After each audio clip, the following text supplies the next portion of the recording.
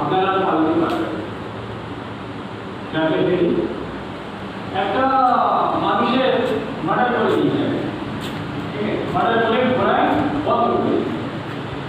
এবার একটা গাড়িওয়ালাকে ডেকে, সে গাড়িওয়ালাকে ডেকে বলছে, ভাই এটা নিয়ে যাবো কোথায়, নদীর ধারে নিয়ে যাবো। সে জিজ্ঞাসা করেনি, সেই গাড়িতে রেখে বসে চলে গেছে। কিছু দূর যাওয়ার পরে তার গাড়ি পাঞ্চার হয়ে গেছে। এবার সে নামিয়ে নিয়েছে, এবার অন্য গাড়ি অপেক্ষায় আছে। তো অন্য গাড়ি যখন এসছে তখন সেই গাড়িওয়ালাকে বলেছে, ভাই এই ঘোড়াটাকে নিয়ে যেতে হবে কোথায়, নদীর ধারে। তো কি আছে ঘোড়াতে, সে জিজ্ঞাসা করছে কি আছে ঘোড়াতে।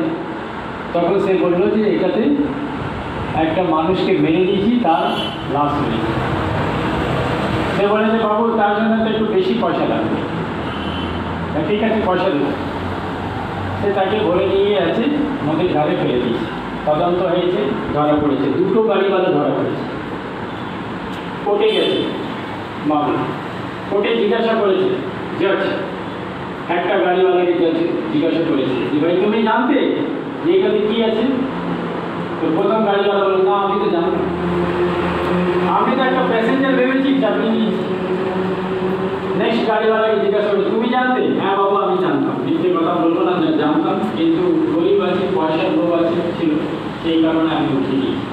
ও ঠিক আছে। তো কী হলো, দোষী দেওয়া, কাকে দেওয়া হলো?